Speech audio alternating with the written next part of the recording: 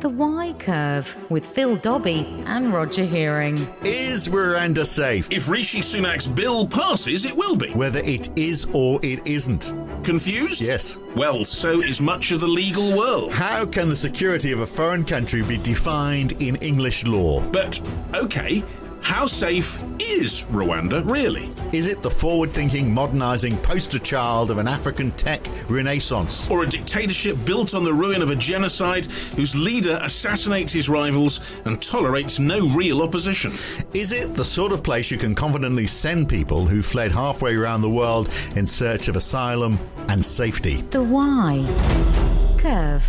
Well, I mean, obviously, you know, the Tory party have a bit of a love affair with Rwanda. Well, they must think it's all just beautiful and idyllic and, you know, the best place in the world to be. But also, they don't want it to be the best place in the world to be because they want it to be a disincentive. So which one is it? Ah, that's the other thing, yes. You'll get sent to Rwanda. Why should I be worried? That's a lovely place. Yes, go there. No, you know, you don't. It's very confused messages. It's psychology is weird, but you're right about the love affair thing. This is really interesting because it goes right the way back to just after the genocide, 1994, because the ministers, ever since they're Tory ministers, even New Labour ministers, have been going out there digging in the fields and things. It's a kind of almost a rite of passage at the beginning for Tory ministers, because I think they wanted to show a place in Africa where development aid had gone and which worked in order to justify spending more money on aid. So Kagame, is he a charismatic man then? Is this why? Yes. So they've pulled the wool over he's pulled the wool over their eyes. I think so. I mean, I was interesting seeing Linda Chalker, who was the development secretary way back in the 90s, definitely had a thing. Well, let's not be a thing. Well, wow. she liked it. Claire Short in the New Labour, she certainly thought he was okay, and you know they tended to believe what he told. He knew what buttons to press. He knew what to tell them. Right. The things to say that would encourage them. Right. But you know, he is. I mean, let's be honest about it. In my view, we're going to hear from an expert in a moment. In my view, he is a dictator. Yeah. And you know, his country, if you really believe that it is the kind of place where people will be sent and be safe, I think, you know, without giving the game away, I don't think that's a sustainable position. And wars don't just finish, do they? I mean, there's always simmering tensions. Yeah. So, and, you know, just in this last week or so, we've had an argument over a Congolese fighter jet that was shot at by the Rwandans. Yeah. And, I mean, it landed safely. But, I mean, so there's still tensions in that. And obviously, you know, they're coming up for elections in the Congo as well. And the Congolese leader is saying, you know, that he is like Hitler. Well, I'm talking about Kagame. Yeah. Because of his support of the rebels. But this has been going on for decades and decades. You know, there's been a kind of proxy war going on in DRC, which the UN certainly thinks is encouraged and possibly even run by Rwanda. I mean, this is the thing. It's not like nobody knows that this is what's going on. The Metropolitan Police at one point warned Rwandan opposition figures in London they couldn't protect them and that there were potentially Rwandan operatives who wanted to kill them. And, you know, this is with a government with which we have this very close financial relationship apart from anything else. But there are a lot of Congolese refugees in Rwanda as well, which has been facilitated by the UNHCR. So you're getting some people saying, well, look, if the UNHCR thinks that Rwanda is safe enough to send refugees from Congo, then why should it be a problem? Well, I think the refugees end up there because that's where they flee to, rather than necessarily the UN putting them there, because it's next door. But, I mean, yes, there have been schemes. I think it was Denmark and Israel, in fact, put people there before. Neither of those schemes worked terribly well. I don't think Denmark ever did. Denmark. No, Denmark did. They had a conversation, but they never actually sent anybody. No. I'm not sure they sent quite the same scandalous amount of money that we did before they decided, because they had to change the government since then as well. So the whole thing's been abandoned. The intention was, but I don't think they ever did. But those refugees from Congo are being resettled out. There's the difference, isn't it? So they're going into... So the UNHCR is actually helping to resettle those people to other countries. So the USA, Norway, New Zealand, Australia, Netherlands, France. Not in Rwanda. But then Rwanda probably doesn't want them. Well, that's it. They're going, it's sort of like a temporary stop, whereas we are one of the few places that's talking about, well, no, it's not a temporary stop. We want you to stay there and live the rest of your life. And we've been out to see that it's wonderful and everything's good, and Rwandan asylum laws are perfectly fine. And a very charismatic man who's running the country as well. One scratches one's head. But anyway, let's talk to someone who really knows all about this in some detail. Michela Wrong is a journalist who spent decades decades writing about Africa. She's also the author of Do Not Disturb, which is a book about the murder of a Rwandan dissident leader, and she joins us now. So it seems like Kagame has sort of moulded this future as his country being a home for refugees. I mean, they already have quite a few, obviously a lot from Congo, but this idea that they're going to take them from here. I mean, Denmark's sort of played around with the idea for a little bit as well. Do you think this is part of his plan for the country, that he's going to get a lot of money from overseas and perhaps use it to populate the country, but also bring in extra revenue? Is that the big plan here? I think Kagame is very clever at playing the West. And what he does is he identifies areas of vulnerability, kind of Western obsessions, Western paranoias, Western concerns, and then he offers a solution. He presents himself as the African answer. And then they're pathetically grateful and sort of fall around his neck and say, thank you, thank you, thank you. So at the moment, he's playing the immigration card because he's correctly identified that that's a real concern, that populism is on the rise in Western Europe, and almost every country, every government is offering and promising its voters that it will be tough on immigration. So he's a good salesman in that case. Yeah, it's brilliant. It really is brilliant. Before he was playing immigration, he was playing the peacekeeper card, and that is also a Western preoccupation, because the West is terrified as what it sees happening in the Sahel, across Western Africa, where jihadism, extremist Islam is sort of galloping through one country after another, often toppling, playing its role in the toppling of civilian governments and takeovers by the militaries in those countries. And he has been able to say to the West, listen, Rwandan soldiers are the best in the world, the best in Africa, put it that way, and we will deploy as peacekeepers and we'll keep the jihadists at bay. So up until, about a year and a half, 2 years ago, that was the card he was playing. And then immigration came along and he started playing that. And the Brits went for it. And then what you're seeing is many other Western countries are saying, that's a good idea. We can do the same thing. Jumping on the bandwagon. Well, I mean, let's just do a little bit of new readers start here, because there will be people listening who don't know, obviously, the history of Rwanda. Now, Paul Kagame came to power in 94 after the genocide and civil war, and has been in power ever since. I mean, just give us a sense of where Rwanda has come from in this, Michela. And what his involvement was as well in the build-up to 94. What was his involvement during that genocide? Yes. Well, what happened is that you have to go way back to the 1960s. And in the early, 1959, 1960, the Tutsi monarchy of Rwanda, and Kagame actually came from a member of that aristocracy. They were expelled from the country, and they were the elite. The elite minority, the Tutsis, and they were expelled from the country, and the Hutu majority took over. And at that stage, Rwanda was still a Belgian colony. And people like Paul Kagame were brought up in exile in refugee camps in Uganda, in Burundi, in what was then Zaire.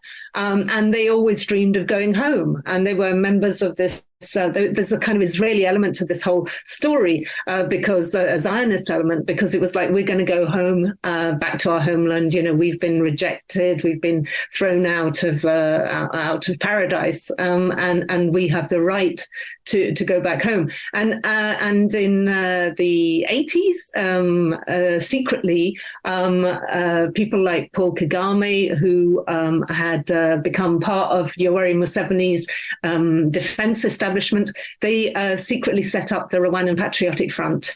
And it was a little rebel organization inside the Ugandan army. And in 1990, they invaded Rwanda, which was run by the Hutu president, Juvenal Habyarimana. And then there was this 4-year civil war in which the Rwandan Patriotic Front, in which Paul Kagame had taken the lead of it, was encroaching and sort of heading south. And that that played its part in creating this sort of atmosphere of ethnic tension between the minority Tutsis and the majority Hutus. And then what happened is you have the downing of a plane in which Juvenal Habyarimana, the president of Rwanda, was traveling in April 1994, and that triggers the genocide in which members of the Hutu army and Hutu militias, and often ordinary Rwandans, turned on their Tutsi neighbors and slaughtered them because they were convinced that they were all in cahoots with the advancing rebels and that they were going to, kill the Hutu members of the Hutu majority. So it was, and that was, the worst bloodletting we've seen in the 20th century. I mean, yeah, but 800,000 people or so died in that. There's a huge dispute over the figures, but it was absolutely shocking, and most of the killings took place in 3 months, and they were carried out using machetes and hoes. It wasn't terribly high tech, and while that was happening, there was a civil war being fought between the Hutu-controlled army and the militias and the RPF, Kagame's Rwandan Patriotic Front, and eventually the Rwandan Patriotic Front took over, won that battle, and all the Hutu armies and militias, taking the population with them, the Hutu population fled into neighbouring Zaire and Tanzania. So it was incredibly, I mean, you were there, Roger, I believe. I was, yes. And it was incredibly turbulent and fast-moving period in the history of the Great Lakes. And to a certain extent, the Great Lakes has never recovered from that. And I think Kagame has managed to sort of play that genocide card very, very successfully, because what he always presents himself to the West, he sort of says, I'm the person who brought peace and stability to Central Africa and to Rwanda, and look how I've rebuilt the and it's the guilt card as well, isn't it? Because he's saying, you guys didn't intervene, that's why it happened. Because the UN actually pulled out its troops as the slaughtering was started, and it then went back in, but by that stage, most people were dead.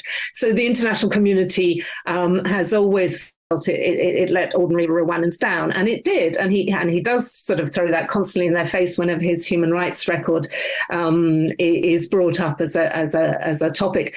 The problem, though, is that it's not as though he has clean hands himself, because there's more and more evidence that has emerged of ethnic cleansing when the RPF was sweeping down south through Rwanda, and what we also know, I certainly saw evidence of that myself at the time. I remember, right, and what we know is in Congo, when at a certain stage the Rwandan army, under Kagame's control, invaded, set up a rebel movement in Congo, the AFDL, and they invaded the east of the country to break up those enormous refugee camps that had been formed where the Hutu civilians, but also Hutu fighters and Hutu former Hutu soldiers had gathered. And that we know that there were one massacre after another. That's been very well documented by the UN. And those were carried out by Kagame's soldiers and by the rebels that they were supporting. So this is a man who has copious blood on his hands. But whenever he plays the genocide card, of course, he always makes it clear that, his people, his Tutsi minority, were the main victims of that bloodletting. And therefore, his authoritarianism, his hard line is totally justifiable because, they came back from the brink of extinction. So whoever's to blame, I mean, it's very difficult to imagine that you'd have a massive genocide like that and then you just have peace for eternity beyond that. So, and they are coming up for an election in DRC, and the Congolese leader has, said he is like... talking about Kagame. Saying Kagame is comparing him to Hitler, saying, he's backing the rebels in the east of Congo. He's got expansionist aims. If he is re-elected, then he's going to stop that happening. And then we had see in the news that a shot was fired at a fighter jet from Congo by the Rwandans. By the Rwandans, it managed to land, but I mean, clearly there's tensions still simmering there, aren't there? Yes, and I think that's what I find so frustrating, because everyone is talking about the Rwanda asylum policy, but but there's precious little attention being paid to what Rwanda is doing within its own region and also within its own borders, because as you just said, it's a very bad neighbor. I mean, it has repeatedly supported rebel groups that have invaded neighboring Congo. This has been going on now for a year and a bit. I was just reading the latest dispatches from Eastern Congo, and the rebel movement it supports, the M23, has created 500,000 refugees in Eastern Congo since October. So we are proposing to send, God knows how many, not very many asylum seekers to Rwanda, one of the most overpopulated and politically tense countries in Africa, which is actually creating 500,000 displaced people in neighbouring Eastern Congo. And the other element that we tend to forget about here in the UK is, the West is paying for those displaced people to be fed and accommodated in these rather ghastly displaced people's camps in Eastern Congo, because they've had to flee their villages as this rebel movement, the M23, has advanced. So on the one hand, we're paying for these displaced people, but we know that the Rwandan government is responsible for them being displaced from their villages because it's arming and equipping and giving orders to the M23 rebel movement. And at the same time, we're presenting Rwanda as a safe haven for our asylum seekers. Well, even worse than that, the government supporting media in this country are saying, well, look, we can send refugees there because the UNHCR is facilitating lots of refugees already in Rwanda, and it's talking about the Congolese that have been resettled in Rwanda, perhaps as a result of that conflict that we're talking about. And actually, most of them are then sent by the UNHCR to third countries. They don't stay in Rwanda. They go off to the States or Norway or New Zealand, a whole load of countries. We're not included in that list, of course. So, I mean, there's falsehoods being told around this, isn't there? Yes, and people are getting things mixed up because, for example, they talk about, Rwanda, that the UN praised Rwanda for taking a bunch of refugees from Libya. And that, the UN officials toured around Rwanda and said, oh, isn't it marvelous they've taken these people? They took those people in extremis, and they did step up to the plate, the Rwandan government, and they said, we will take these people from these detention centers in Libya. But that was because the UN was desperate to find somewhere to put those people because of security conditions had broken down so appallingly in Libya, and they were appealing to countries to take them in. And that's a completely different setup. It's different circumstances. And the people in those detention centers were not complaining, whereas we know damn well that the people that we're going to be trying to send to Rwanda are going to be fighting it tooth and nail. Well, indeed. And on that point, I mean, we talked about the history, we talked about the external relations, but what about within Rwanda? What kind of regime, what kind of setup is there in Paul Kagame's Rwanda? What kind of a country is it in terms of law and rights and things like that? Well, yes, this is the other element that really frustrates me, because what happens is people go to Rwanda, they get off at a very nicely rebuilt airport, and what they see is an incredibly neat, tidy, clean capital city, where every flower bed is being tended, where all the curbs are being repainted. I mean, I've seen it for myself. And there's a policeman, or an army soldier at regular intervals. And it feels like, people will often use the phrase the Switzerland of Africa. And firstly, what they don't realize is that's a very small part of Rwanda. That's just the road from the airport to their conference hotel, the hotel where they'll be visiting. But also, this is not the experience, of people who live inside Rwanda. What Rwandan citizens experience is, firstly, it's an incredibly poor country. It's regularly listed amongst the sort of 20th poorest countries in Africa. In the world by the IMF. It's massively overpopulated. It's got the most dense population of I think anywhere in Africa apart from the Nile Valley. unemployment's extremely high. But then let's look at the human rights record, which has been denounced in the past by governments, including Britain's.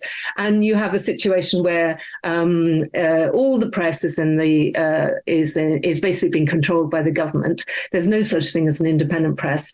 The people who've tried to be independent journalists are in prison. They're YouTubers and bloggers who are serving 15-year prison terms in some cases. The woman who used to be the head of the opposition spent 8 years in jail and can't leave the country now. She's now under surveillance in her house, but she is disqualified from standing in future elections because of the prison term she was given for supposed insurrection. The judiciary is completely politicized. I mean, and this is one of the points that the Supreme Court made in its ruling. It was very interesting on the fact that there was political interference in the running of the courts in Rwanda, and that was why it wasn't a safe place where appeals against asylum processes could be heard.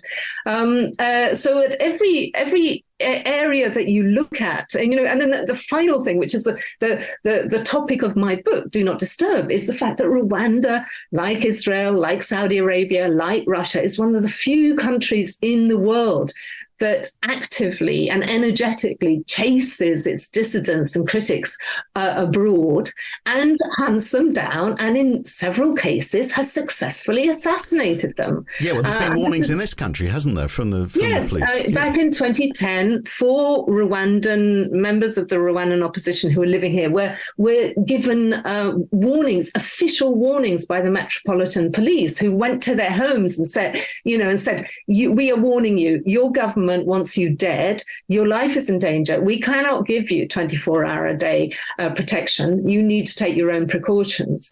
And that's happened in the UK.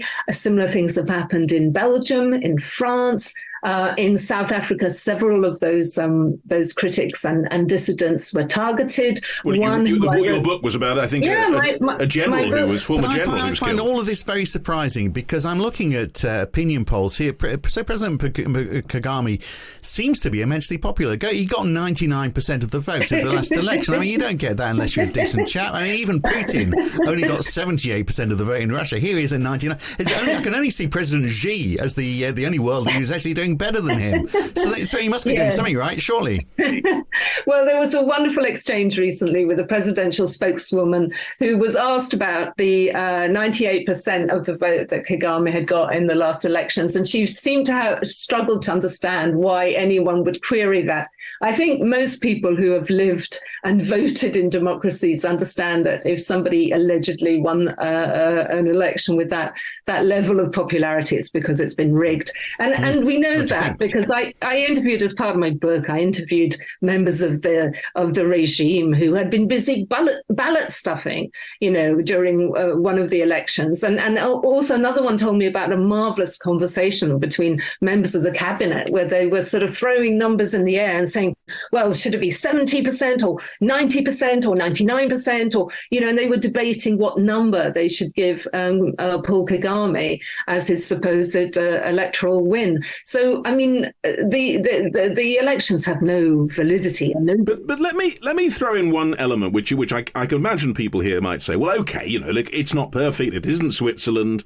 Nonetheless, we're sending people there to be safe. Now, these are foreigners who come into the country, who are allowed to live there, and we've been shown the quarters, the hotel, the accommodation they'll be put in, which looks all right. Isn't it okay for them, because they're not going to be Rwandan dissidents, they're not going to be challenging the regime, they'll be likely very safe, and they have access to technology, it's very technologically advanced, Rwanda, comparatively, and then in that sense, maybe it's quite a good place to be. And there's lots of work for them picking up the litter between the airport and the conference centre. Well, the thing is, if you talk to, I had this conversation with the former head of the opposition, Victoire Ingabire, and she'll say, they'll be okay as long as they they don't have any interactions with the authorities, because the moment they do, that's when they'll see the steel hand, within the velvet glove, because she's experienced that. She can't leave the country, she can't run for elections, she can't meet members of her political party. She spent 8 years in prison for trying to run to challenge Kagame in the elections. So yeah, it's fine as long as you keep well away from all politics and well away from the Rwandan authorities in any form. But let's not forget that it'd be like sending them to Hong Kong, wouldn't it? It'd be like saying we're going to send refugees to Hong Kong. Yeah, I'm afraid it would be worse than that. I'm more like sending them to North Korea. I mean, let's not forget that a lot of the people who are fleeing, yes, okay, they may be fleeing because they want to, earn a living. I mean, some of them will undoubtedly be economic migrants, but a lot of them will also be fleeing the countries where they were living because they're fleeing political repression. And the idea that they would then keep their heads down, stay out of politics, not express their own views, be completely meek and subservient in the way that, the authorities would like Rwandan citizens to be, I think that's really, quite hard to imagine. But what about, for example, one of the things that's come up in the Supreme Court and elsewhere, they've been concerned about some of these people are fleeing because they have special reasons. So perhaps they are transgender, LGBTQ, for example, or have particular religions that are unacceptable wherever they are, or perhaps where women are oppressed. Now, women, at least, are very well represented in the Rwandan parliament. It's a very equal society, we're told. Yes, and that's always the point that they like to bring up. And if you read the kind of PR kind of readouts that are often written about Rwanda, women in parliament they always rate very high. My question is always, just let's examine what kind of power those women MPs really have, because parliament doesn't have much power in Rwanda. Power in Rwanda is held by one man, and it is Paul Kagame. I mean, that's the whole point. It's a police state. It's an authoritarian state. So it's lovely to have women in parliament. I'd certainly prefer to have as many women in parliament, that we can see. I mean, we would love to see that rolled out across Africa.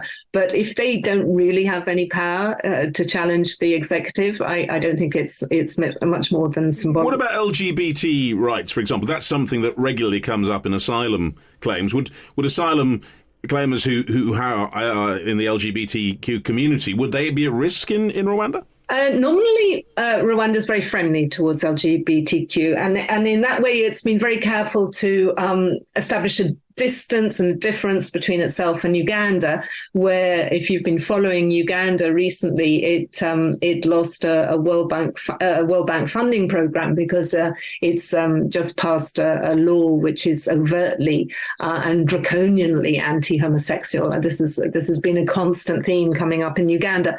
My own reading, so Rwanda is very proud that it doesn't have the same kind of legislation, and it makes a big deal of it when it is dealing with Western countries, because, again, it has recognized that that's a Western concern. My own feeling is that Rwandans are no more or less macho or sort of normative in their leanings than Ugandans or Congolese or Kenyans.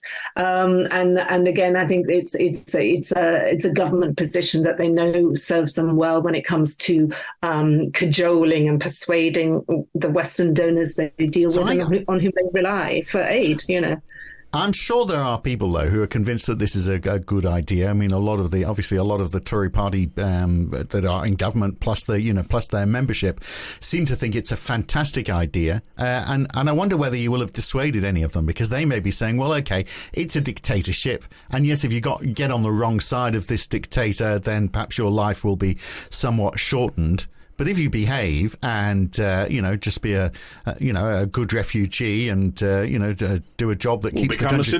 Become a citizen and allow the country to grow. And, here's a man who's got aspirations to make his country wealthier. Then what's wrong with that? Well, I think it's so wrong on so many ways. I also think it's contradictory because, on the one hand, we're saying this is going to be such an effective and terrifying deterrent that everyone will stop crossing the channel. But at the same time, but it's a fantastic place. It's supposed to be a deterrent, a terrifying deterrent. But at the same time, we're assuring everyone that this is a safe place, and refugees asylum seekers will prosper there. So you can't really have it both ways. But my biggest objection to it is that you can object to this policy in terms of the whole principle of offshore processing. I think there are plenty of grounds for objecting to that. But my objection is the choice of Rwanda. I can't think of a worse country to choose, because effectively what Rwanda has done is it's bought the silence of the British government on the fact that it practices this energetic campaign of transnational repression, its own human rights record at home, and what it's doing in Eastern Congo. And because we are so desperate to sort of send out this message to asylum seekers, the British government, which used to be outspoken on these issues and used to call the Rwandan government gently to account, has now become completely silent. And I think that's really shameful. So the answer to the question, is it safe? And there's a legal line that it is safe and certain officials have to regard it as safe in English law. Your answer to that question, is it safe, would be? I would say read the ruling. If you want to sort of spend a few hours reading the Supreme Court ruling, it was very well expressed, very clear, and it makes it clear why, even within its own terms, this policy is not safe on the many, many grounds. And there were arguments in there that I hadn't thought of when I was, because I was asked by some of the legal chambers what I thought of that policy, and to send in some witness testimony of my own. And when I was reading it, the Supreme Court ruling is pretty definitive, and it's very, very convincing, and it was unanimous. So I would just say to people, read that ruling. So what sort of things that you hadn't thought of had they? I was not aware of the fact that the Rwandans, when presented with asylum seekers from countries like Iraq or Afghanistan, i.e. places where there were conflict, there was active conflict, that it had a track record of sending those people back to those countries and refusing to accept them as asylum seekers, and that's what's called refoulement. And they've talked about how the British government is saying, well, we'll make sure the law on the ground is correct, and that it actually no refoulement, I think, is what we're talking about, where people get sent onto other countries, and that will be changed, and the rules will be as they should be. But what you're saying is, in a way, the law in Rwanda perhaps doesn't really matter, because it's not necessarily going to be adhered to. I mean, exactly. How would we know anyway whether it's adhered to or not? How would we know? Yeah. And what we do know is the judiciary is highly politicized in Rwanda. We've seen that in very high-profile cases, like the high-profile terrorism case that was brought against Paul Rusesabagina. It was very obvious from the way that was conducted. He was the man at the Hotel Rwanda film was based on, and the man who looked after or tried to save some people during the genocide. Yeah, and he was, sentenced to 25 years in jail on terrorism charges. And if you followed that trial closely, which I did and many others did, it was very obviously a politicized trial. It was denounced by the American Bar Association as being a sham trial. It was a demonstration of Kagame's power to reach out, kidnap somebody who had become a very vocal and annoying critic of his human rights regime, bring him home, and throw him into a prison cell and throw away the key. So if you followed that, you did not end up thinking that this was a judicial system that was free from political interference or presidential interference. I think that was the point, that the Supreme Court ruling talks about that issue.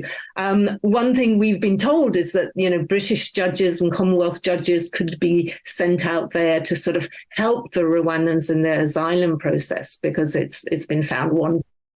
And so they would be helping Rwandan officials to deal with these cases.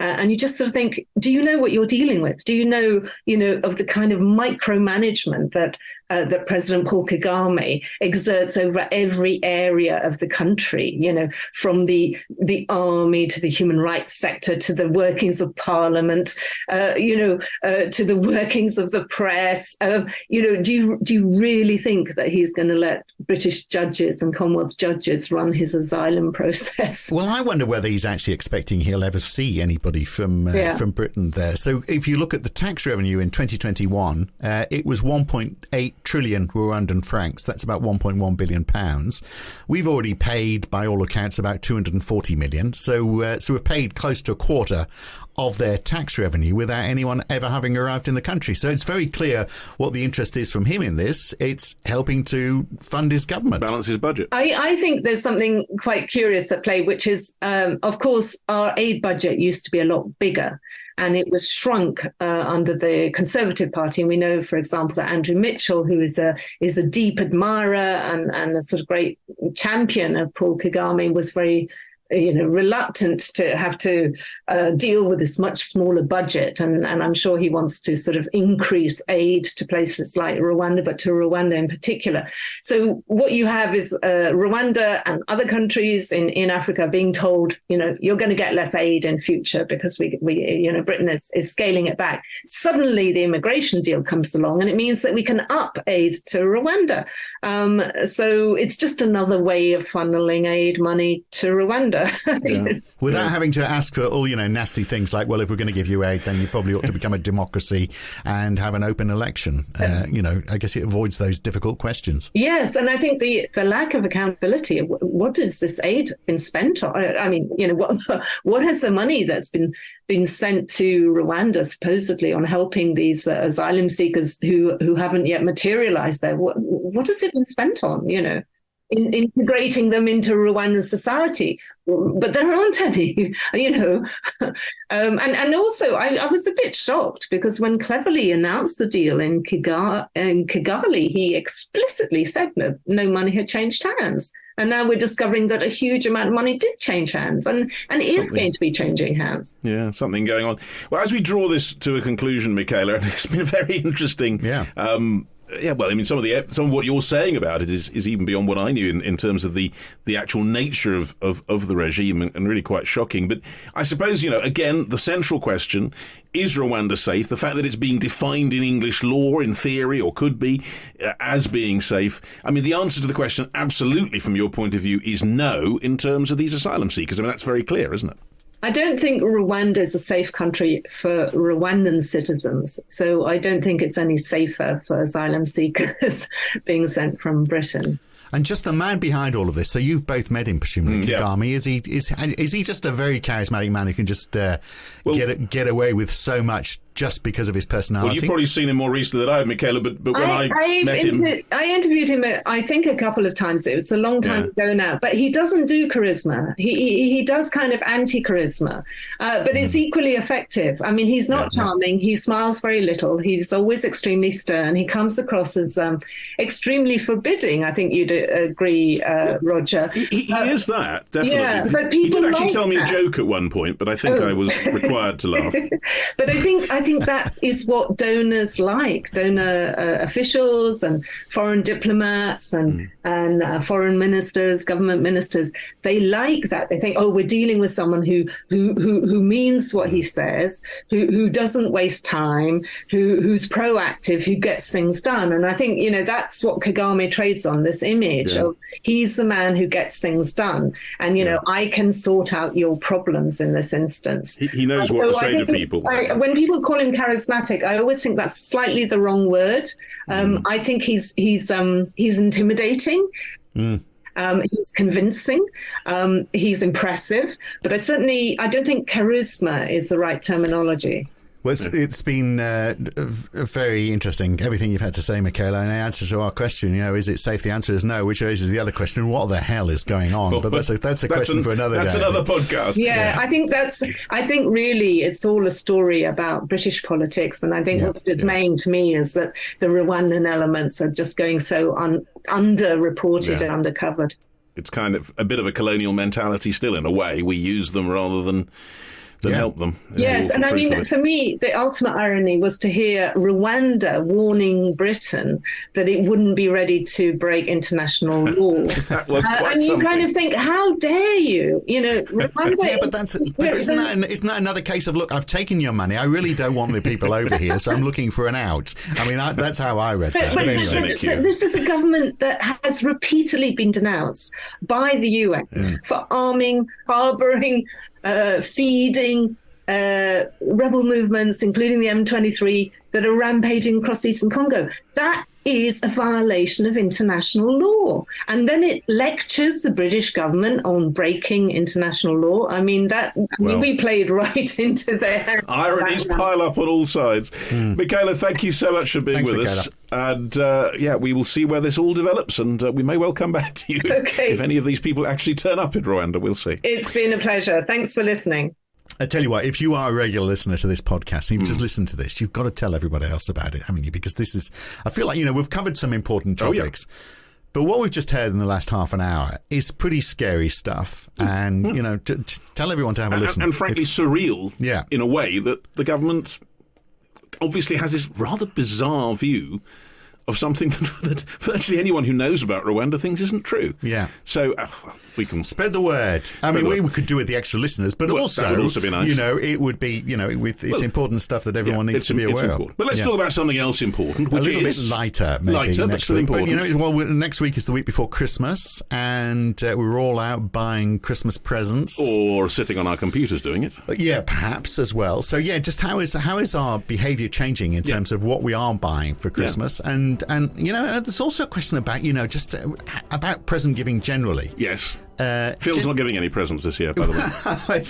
I'm trying to get out of it. He's working his way towards that. Yeah, but I mean, we'll look at the changing pattern of it, but also just consumerism as well. It's a question we used to ask a lot around Christmas time, wasn't it? Has consumerism gone too far? Yeah. And is Christmas really just the epitome of... Is it changing? Are we just all buying more and more and more tech and that kind of thing, and it becomes more materialistic? Or are we perhaps post-COVID taking a slightly different view? Many people have suggested that our values may have changed. How has that been reflected in the way in which people give each other things? We've got an expert to talk about that. I'm weaving a basket for you, Roger. I'm not quite sure it's going to be ready in time. Is that a metaphor, or...? It might be, yeah. Well, when I say I'm weaving, I was thinking of, I haven't even started it yet, so it might be a bit late for Christmas. Okay, all right. Might be Christmas next year. But anyway, look, but I mean, the whole point, is because you spend money on something for somebody, it means nothing, doesn't it, really? Well, I don't know.